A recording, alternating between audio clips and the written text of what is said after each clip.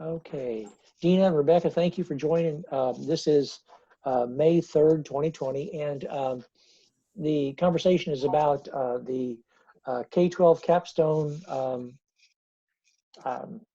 class slash assessment, assignment, portfolio, whatever you want to call it. Um, and if and I'm going to record this to put it back in the course site, or and also use the YouTube link to put out to everybody also. Um, the As I articulated the last time I did one of these Zooms, there are two big concepts in this uh, academic partners block one 7-week course that runs from May 12th through June 26th. And so that's a 7-week course, although the week 7 is a short week, which is just how it always is, but just the timing of the just how the calendar falls and timing it takes me to get my grades in and that kind of stuff. So there are two big concepts. One big concept, my cat's messing with me here. One big concept is the assignments for the grade for the capstone course, and so have a lot of latitude. There are, of course, there are the 4 steps of the assignment. You submit those during this course. It is hard for someone to well, let me just talk just a little bit more. And so you'll get grades for submitting each step, and grades for, there's some threaded discussions about talking about leadership, grades in there for summative discussions, things like that as the end of your program. And by and large, that part is relatively straightforward, and I have a lot of latitude in how those grades flow. At this point in your all's careers, most people don't have any big problems with all this. Most everybody at this point are veteran graduate students, can look at a course site and figure out what they need to do and drive on with that. And then the other concept is the capstone performance assessment. The state of Missouri had the Missouri Professors of Educational Assessment. Missouri Professors of Educational Administration is the organization that DESE tapped to create and administer this assessment. Technically, it's not an assessment in my mind. It's more of a portfolio because there is feedback involved. So it's rather straightforward that way.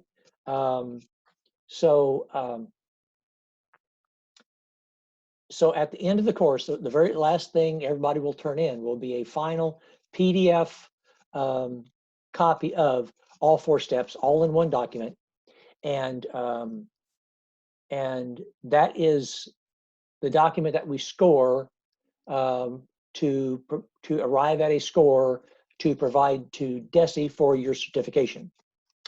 And so it's quite possible that people can get a good solid A in the course and not receive top scores on the portfolio scoring, because the portfolio scoring is done pretty religiously by the rubric created by MPEA and approved on by DESE. And so for someone to to hit the ball out of the park for the assessment, it has to be something that we will use an exemplar statewide. And anybody who's watched this video, I said almost the exact same thing last time. But it's a big concept that by now most people are pretty high charging graduate students and expect to get perfect scores all across the board. The rubric is when everybody looks at it, you'll see it's essentially written in past tense. The assumption is that everybody will have been working on this over the last 3 or 4 months. That's the ideal. It is hard. It's passable if someone has not been. It's passable, and still get a good grade in the course, because those two things are separate concepts. But as far as getting the highest scores, as is based on the rubric, again, you look at the rubric. It's written in what did you do, what did you learn from what you did. Talking about the teams you put together, how you communicated with the teams, how you led the teams, how you basically encourage the teams, that kind of stuff. And so it's designed that it is a project that you've worked on, an instructional issue, an instructional problem for your school. There are people that have wanted to zero in on behavioral issues, management issues, and that kind of stuff, which it's not impossible. I've had students that want to implement some version of PBIS in their school. They don't have something like that, and that the students are not behaving the way they'd like them to be. And I articulate that, well, in my mind, that's the first step of instructional leadership, making sure you have the environment necessary for good learning and good instruction to take place. So I just say you have to make sure that you articulate well the link between the student behaviors and academic performance. And so not hard to do, just something that needs to be done so that it's clear. The rubric expects that it's an instructional issue that you have taken a team of people through to address.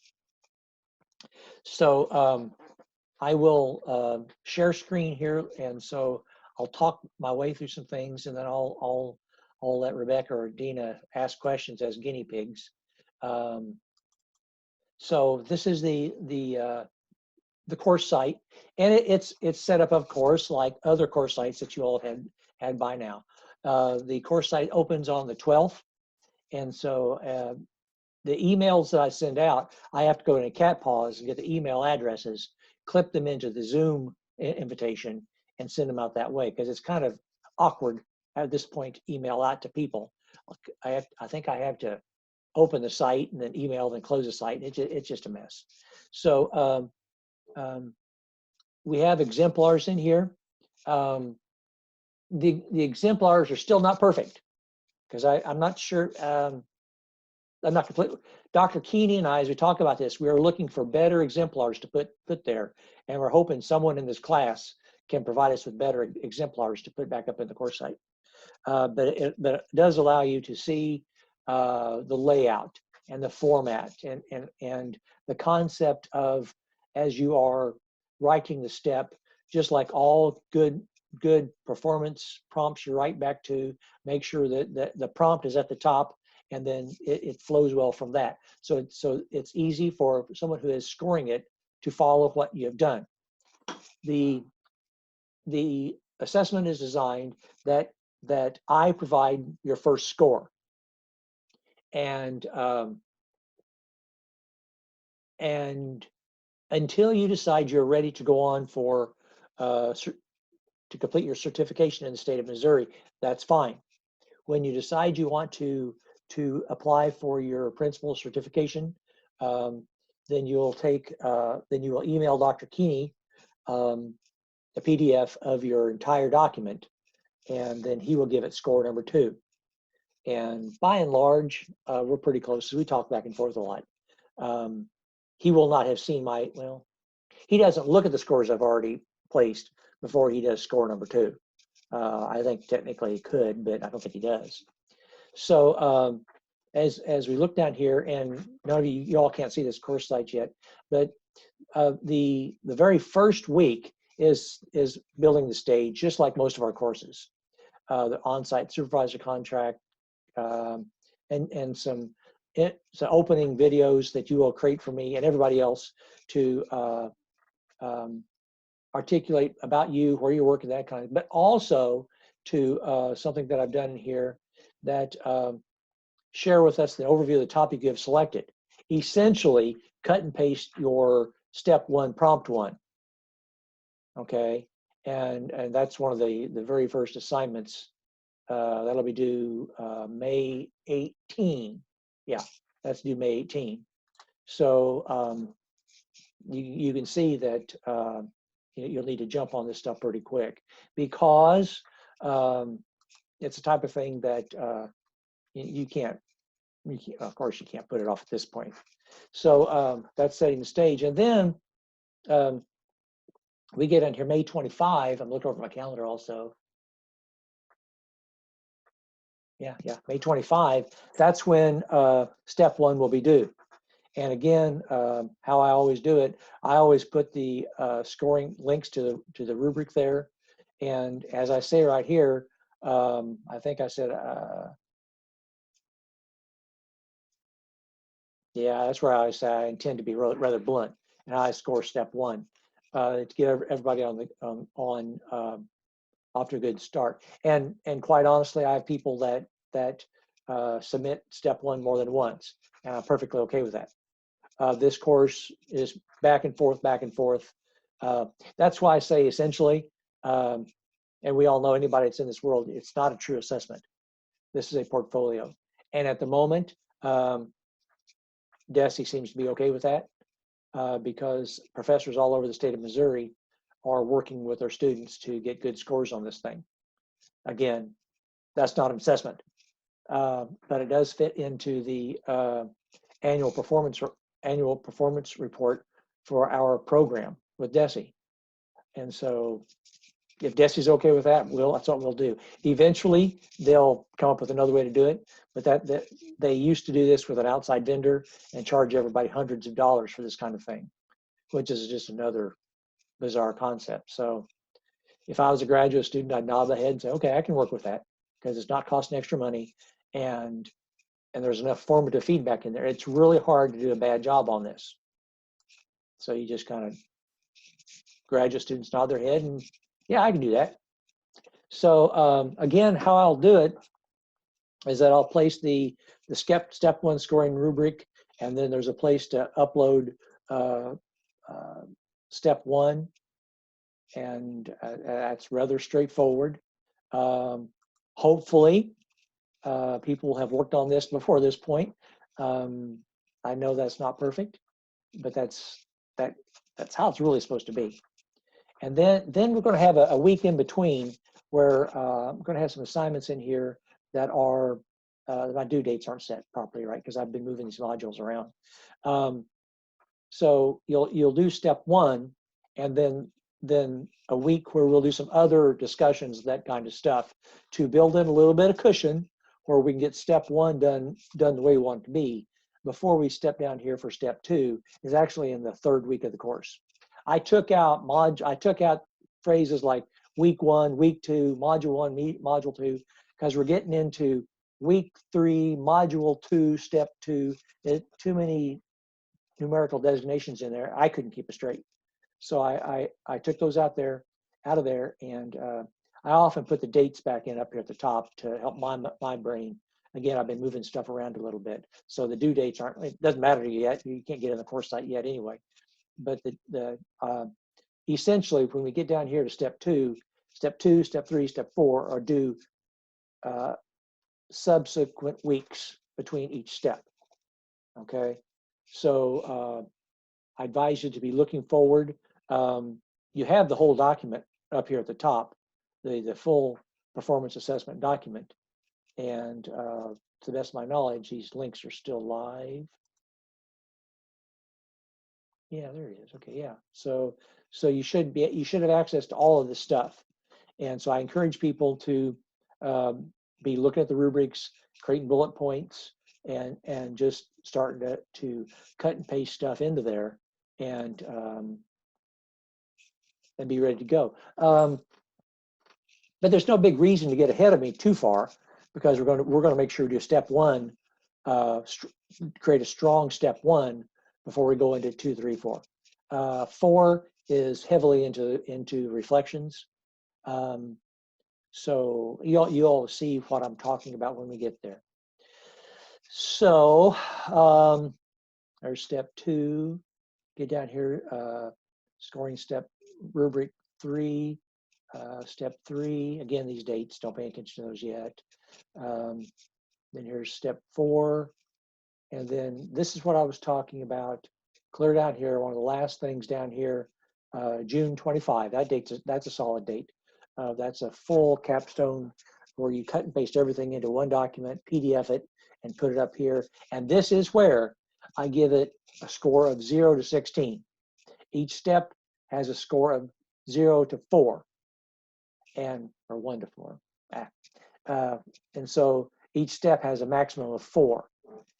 Bluntly, a 16 is something that we're going to skywrite statewide as an exemplar. I haven't given anybody a 16 yet. Any of these, I mean, but people get an A in the course. And when you open this up, this should not be a big stressor, because it says 10 points are required to pass for certification. Okay, and that's not hard to do. So this part's, to actually get a score for certification should not be a big stressor. I've had some people email me later and they thought they'd do better. And I just say, well, if I give a score of a 14, 15, 16, then I have to be ready to scrub the names off of it and use it as an exemplar statewide. Okay, and when you look at the rubrics, you'll see where I'm coming from. And so really there'll be a lot of back and forth in this course. I intend to open up these Zooms maybe once a week, just as an office hours. We'll communicate back and forth.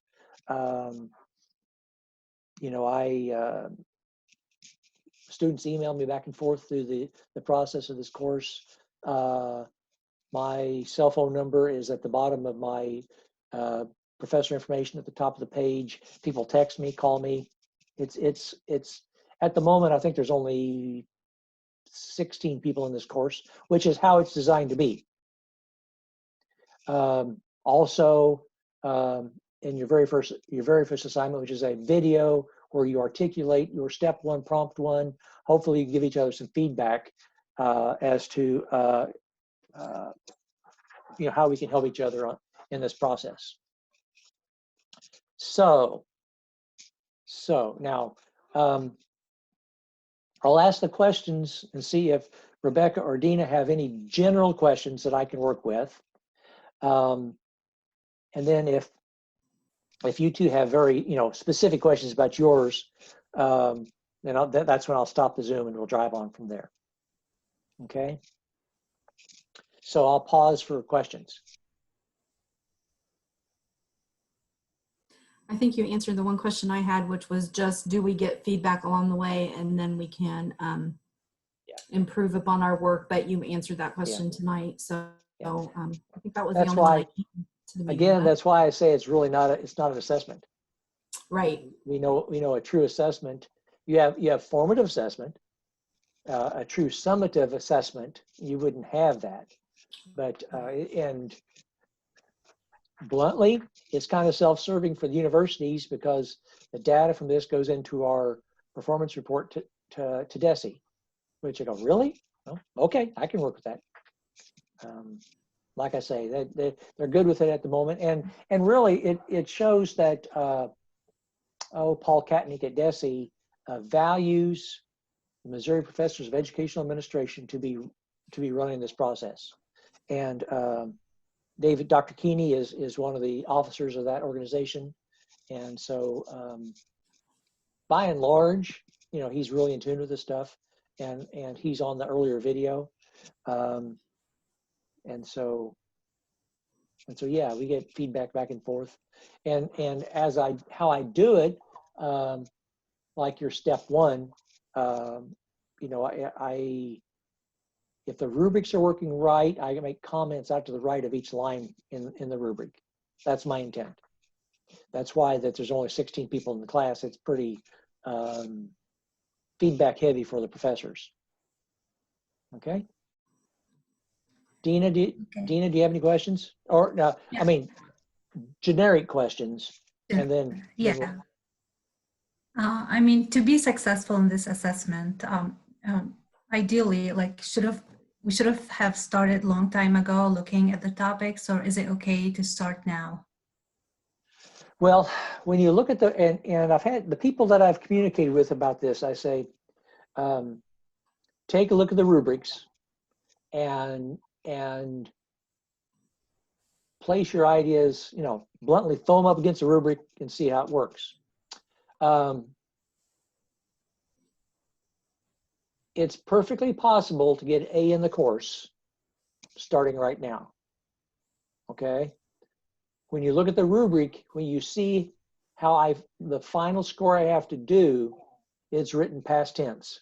And so it gets more awkward for me because it's designed that you worked with a group of your colleagues on an instructional issue that you saw in your building, and you had meetings, and you got together, and you collaborated, and you worked together on an instructional issue, and then you reflect on whether that instructional issue was better when you got done with your efforts, where you had a principal leadership role working with a group of teachers. Okay. Now I am aware that for one reason or another, and we are in weird times now too, I am very aware of that. I worked my way through this with everybody, and there were people last semester that hadn't started on it either, and that person got an A in the course, and we just had to work our way through. It, and we did. So the question is, it technically is designed that people will have been working on this for the last several months, but it's not a deal breaker. Okay. Okay, thank you. Yeah, I am aware, having been a graduate student too, that if someone would look at this and say, oh, I didn't quite read it that way, you get that sick feeling, thinking, oh man, I really messed up. And it's a little more awkward, but grade wise, it's not. We'll just work our way through it. Okay. But okay. All right. I'll pause right there. Should I stop recording now, or do we have? I don't have any other questions. Okay. What I will do then, I will stop share. I will